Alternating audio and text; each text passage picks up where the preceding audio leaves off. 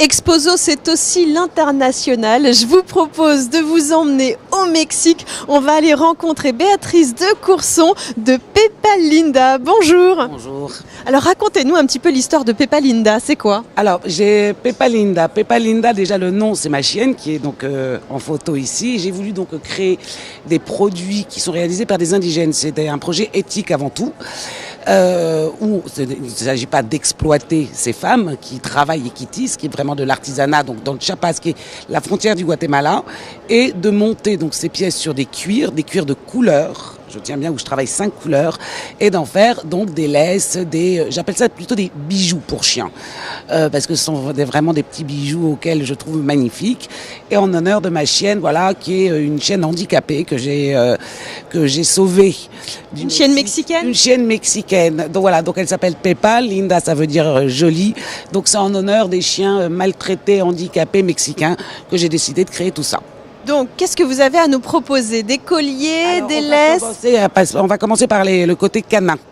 On va commencer par des colliers, où là, je vais... Alors, je vous suis, allez-y. Allez-y. On va utiliser 5 tailles. Donc, des mini. Le mini, par exemple, c'est celui-là. Pour des tout petits. Hein.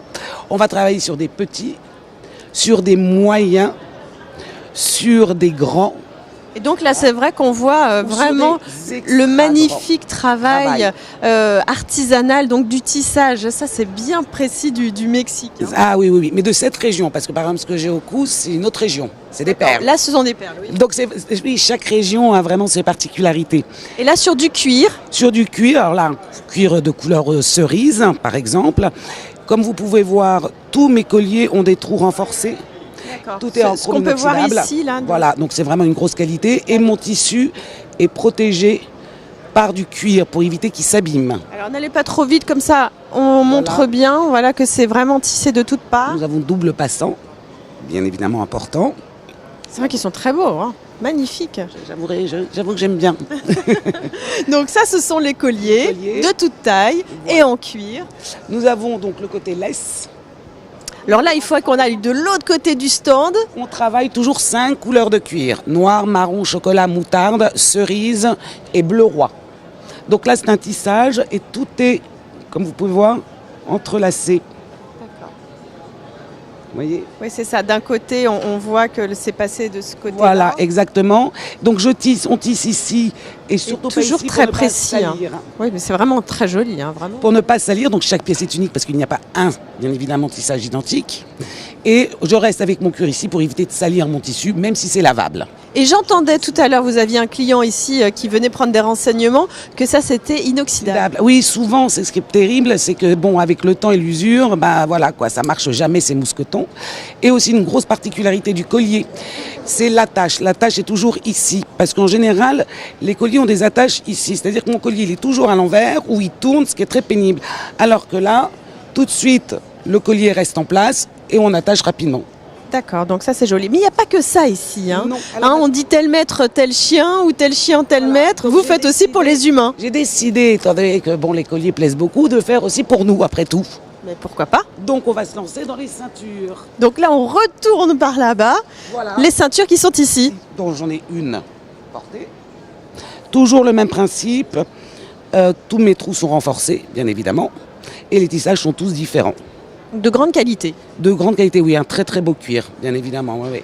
Je reste toujours sur un cuir vraiment d'excellente qualité. Et juste derrière nous, il y a les bracelets. Alors ça, c'est les petits bracelets, ouais. Toujours pareil, des couleurs différentes, du bleu. Toujours monté sur du cuir. Ça, c'est toujours ma spécialité. Avec la petite fermeture, voilà, comme les colliers, comme les ceintures, voilà. Oui, et c'est très tendance, hein. Ça, c'est jolies couleurs comme ça. Juste le petit tissage qui est sympa, c'est que c'est vraiment monté, donc ça fait vraiment un bijou en cuir. Et toutes les pièces sont uniques. Toujours. Et faites à la main. Oui, c'est impossible de leur dire en plus, voilà, j'en veux un pareil parce qu'elles tissent, donc c'est vraiment l'artisanat dans toute sa splendeur.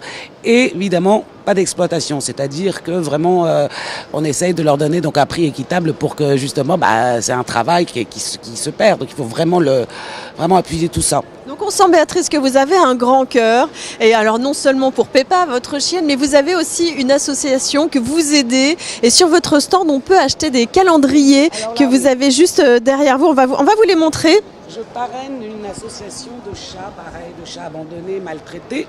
Redites-nous ça, je crois qu'on vous a pas entendu. Une association de chats maltraités et abandonnés. Et donc je les parraine, voilà, donc c'est un calendrier qu'on a sorti.